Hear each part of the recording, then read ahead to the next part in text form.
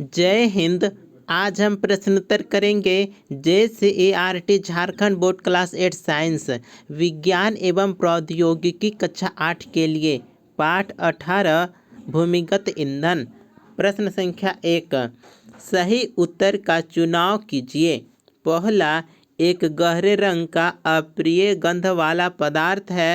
उत्तर होगा ऑप्शन घ, कोलतार। दूसरा, कोयला को बनने में कितना समय लगता है। उत्तर होगा ऑप्शन ग, लाखों वर्ष। तीसरा, पेट्रोलियम का कौन सा उत्पाद सड़क निर्माण हेतु उपयोग में लाया जाता है। तो ऑप्शन ग, बिटुमिन। चौथा, निम्न में कौन सा पदार्थ जीवाश्म ईंधन है। ऑप्शन घ, कोयला। पाँचवा, प्राकृतिक गैस में मुख्यतः कौन सी गैस होती है। उत्तर होगा ऑप्शन क, मीथेन। प्रश्न 2, अक्षय प्राकृतिक संसाधन क्या है। उदाहरण सहित लिखिए।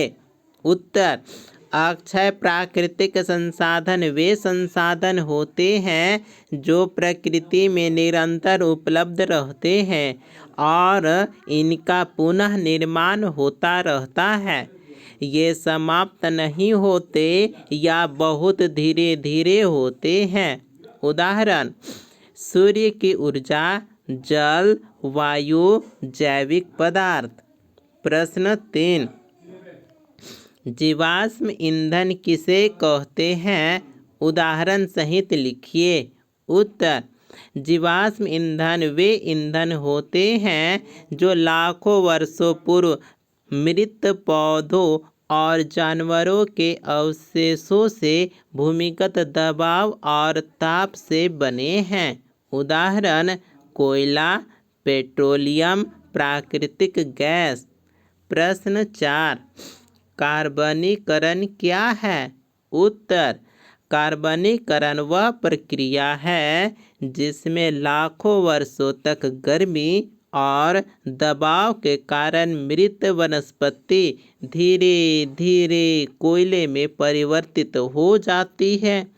इस प्रक्रिया में कार्बन की मात्रा बढ़ती है जिससे कोयला बनता है। प्रश्न 5, प्राकृतिक गैस एक स्वच्छ ईंधन क्यों है। उत्तर होगा, प्राकृतिक गैस को स्वच्छ ईंधन कहा जाता है क्योंकि इसके जलने से धुआं या हानिकारक गैसें नहीं निकलती। यह वातावरण को प्रदूषित नहीं करती और ऊर्जा कुशल होती है। प्रश्न 6, समझाइए जीवाश्म ईंधन समाप्त होने वाले प्राकृतिक संसाधन क्यों है। उत्तर, जीवाश्म ईंधन लाखों वर्षों में बनते हैं लेकिन हम इन्हें बहुत तेजी से उपयोग कर रहे हैं। ये सीमित मात्रा में उपलब्ध है, इसलिए यदि इनका अत्यधिक प्रयोग किया जाए तो ये भविष्य में समाप्त हो सकते हैं। प्रश्न 7, कोक के अभिलक्षणों और उपयोगों का वर्णन कीजिए। उत्तर, अभिलक्षण है, कोक के अभिलक्षण है कठोर, काला, उच्च कार्बन युक्त, अशुद्धियों से मुक्त। अब इसका उपयोग जानेंगे। पहला, लौह इस्पात उद्योग में। दूसरा, ईंधन के उपयोग में। तीसरा, धातुओं को पिघलाने में।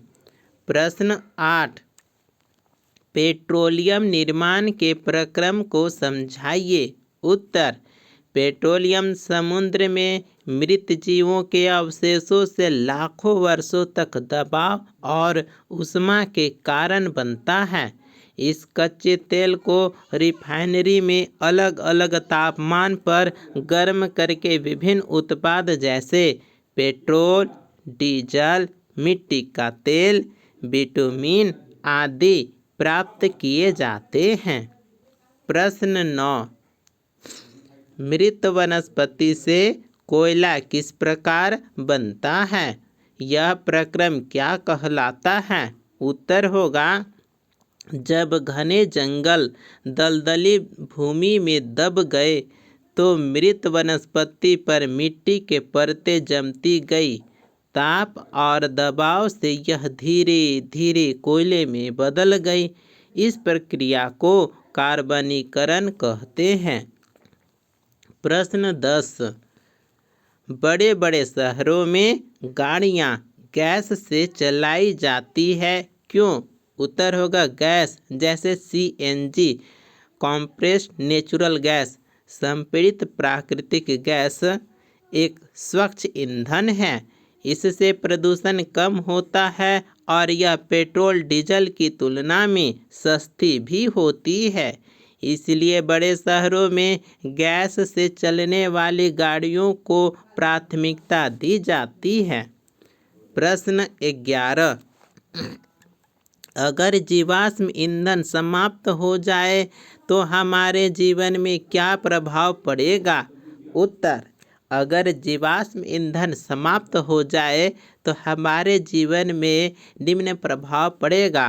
पहला, परिवहन रुक जाएगा। दूसरा, बिजली उत्पादन प्रभावित होगा।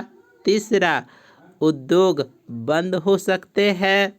चौथा, रसोई गैस उपलब्ध नहीं होंगे। पांचवा, जीवन कठिन हो जाएगा।